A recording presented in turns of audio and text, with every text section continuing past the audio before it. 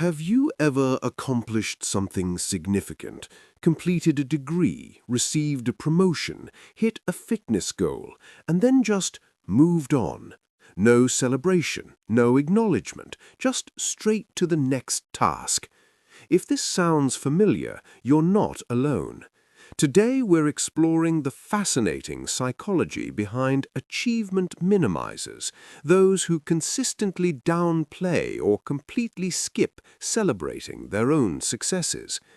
I'm going to take you through the hidden mechanisms, surprising benefits, and potential costs of this common but rarely discussed psychological pattern. Picture this. Someone in your life accomplishes something remarkable. Maybe they've just published their first book after years of work, or perhaps they've been promoted to a position they've been working toward for a decade. Instead of celebrating, they brush it off with, "It's not really a big deal," or "anyone could have done it."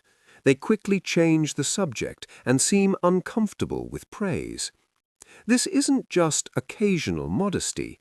Achievement minimizers show a consistent pattern of downplaying their successes across multiple domains of life. They might meticulously celebrate others' accomplishments, organizing surprise parties, sending thoughtful congratulations, genuinely expressing pride in friends and family, while treating their own milestones as utterly unremarkable. The contrast is striking. The same person who will drive across town to bring champagne to a friend's promotion will file away their own promotion letter without mentioning it to anyone. This asymmetry is our first clue that something deeper than simple humility is at work. So what's happening beneath the surface? The psychology of achievement minimization is built on several interconnected foundations. First, there's imposter syndrome, that persistent feeling that you're a fraud despite evidence of your competence. Dr. Pauline Rose Clance, who first identified this phenomenon in 1978, found it particularly common among high achievers. Her research showed that approximately 70% of people experience imposter feelings at some point in their careers. What's fascinating is that imposter syndrome creates a double bind. Achievements don't dispel the feeling of fraudulence, but instead intensify it.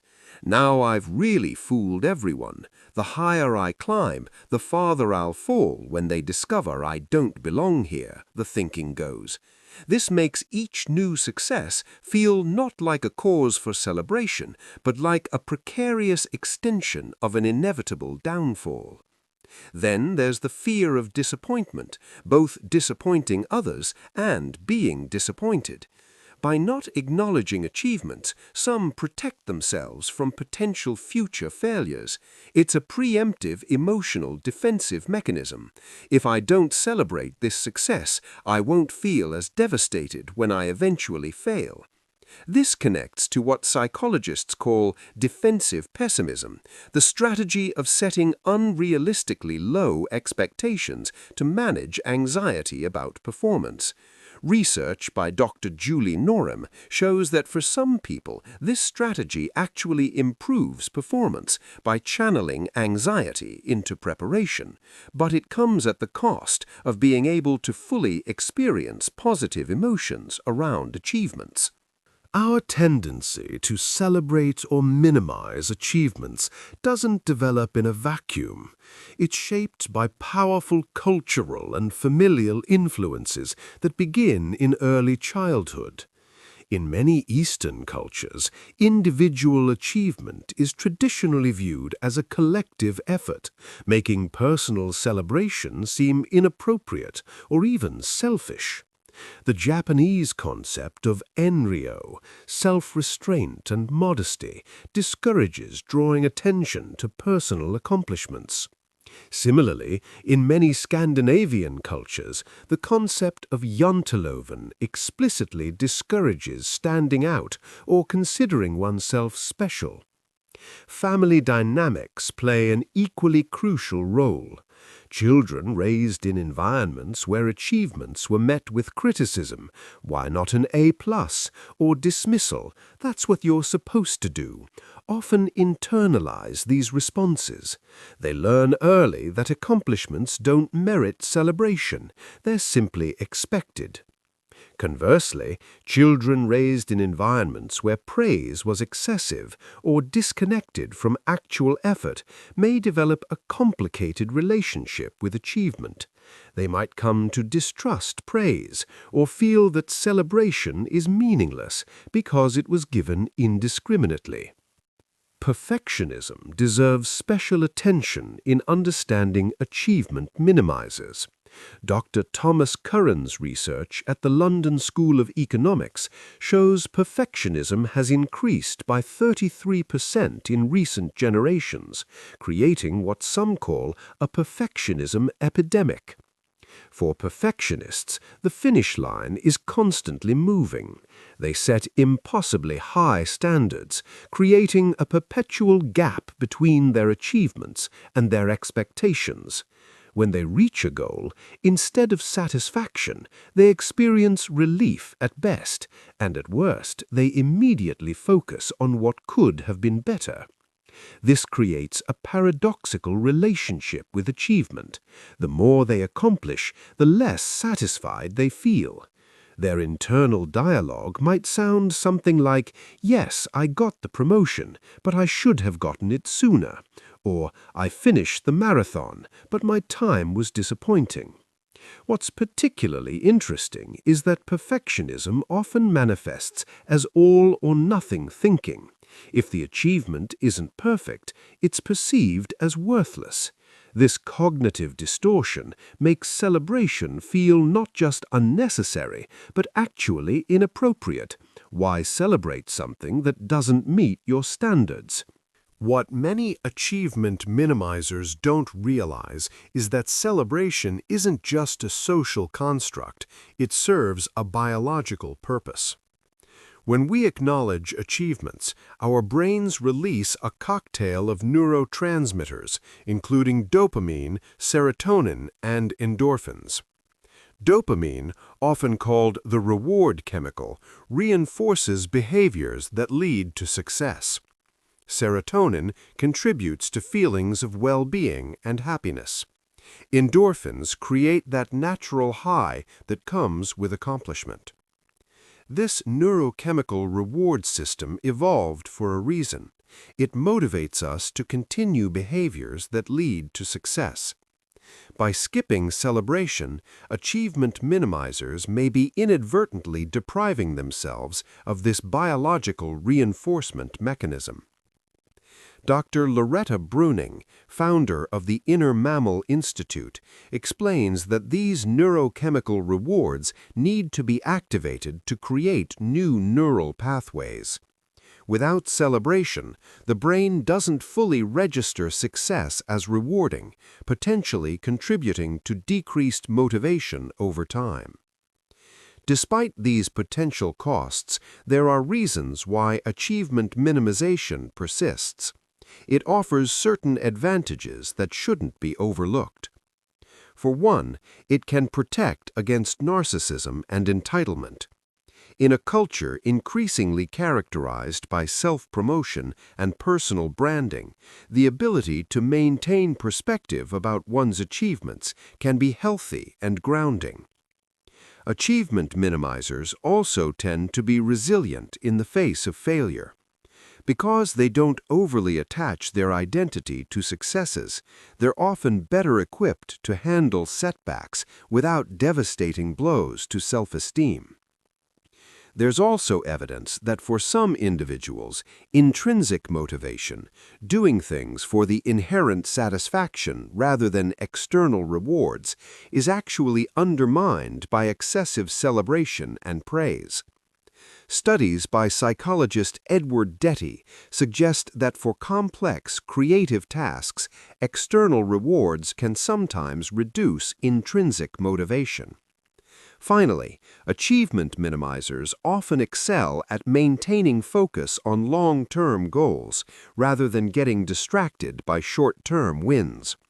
They keep their eyes on the horizon rather than stopping to admire the view at each milestone. Beyond the individual psychology, there's an important social dimension to achievement celebration. Celebrations serve as connection points in our relationships, opportunities for shared joy and mutual recognition. When someone consistently downplays their successes, they may unintentionally distance themselves from potential support networks. Friends and family want to celebrate your achievements not just for you, but for themselves. It's a form of shared joy that strengthens social bonds. Dr. Barbara Fredrickson's research on positive emotions shows that shared celebration creates an upward spiral of positive emotion that benefits both the achiever and those celebrating with them. This positivity resonance builds social resources that become crucial during challenging times. There's also an interesting gender dimension here. Research suggests women are more likely to minimize their achievements than men, often attributing success to luck or help from others rather than their own abilities. This attribution bias has significant implications for workplace advancement and salary negotiation. Perhaps most concerning is the connection between achievement minimization and burnout. When achievements aren't acknowledged and celebrated, work becomes an endless treadmill with no moments of satisfaction or completion. Psychologist Christina Maslach, a pioneering researcher on burnout, identifies lack of reward and recognition as one of the 6 primary causes of burnout. Without the psychological closure that celebration provides, achievement minimizers may be particularly vulnerable to this increasingly common syndrome. The cycle becomes self-perpetuating. Achievements aren't celebrated, leading to diminished satisfaction, leading to pushing harder for the next achievement, leading to exhaustion and cynicism, the classic markers of burnout. For those who recognize themselves in this pattern, finding a more balanced approach doesn't mean forcing elaborate celebrations that feel inauthentic. Instead, it might involve developing a more nuanced relationship with achievement. Research in positive psychology suggests that even briefly savoring positive experiences can improve overall well-being. This might be as simple as pausing for 30 seconds to acknowledge an accomplishment before moving on. Consider private rituals. Not all celebration needs to be public. Creating personal rituals to mark achievements can provide psychological closure without triggering discomfort around public recognition. Reframe celebration as gratitude. Many achievement minimizers find it easier to express gratitude than to celebrate. Acknowledging the people, circumstances, and privileges that contributed to success can make celebration feel more comfortable. Practice receiving. For many achievement minimizers, the discomfort isn't with the achievement itself, but with receiving recognition. Practicing simple responses like "thank you, that means a lot," rather than deflecting compliments can gradually build discapacity. Ultimately, our relationship with achievement reflects our relationship with ourselves. Achievement minimizers often struggle with a fundamental question: am I enough without my accomplishments? This existential question touches on our core sense of worth. Those who believe their value comes primarily from what they do rather than who they are will naturally struggle to celebrate achievements, because no achievement ever answers that deeper question of worthiness. Psychologist Carl Rogers suggested that psychological health comes from unconditional positive regard, first from others and eventually from ourselves. Developing this internal sense that we are worthy regardless of achievement may be the most profound shift for habitual achievement minimizers. The psychology of achievement minimizers reveals much about how we construct meaning, process success, and relate to ourselves in a culture obsessed with accomplishment.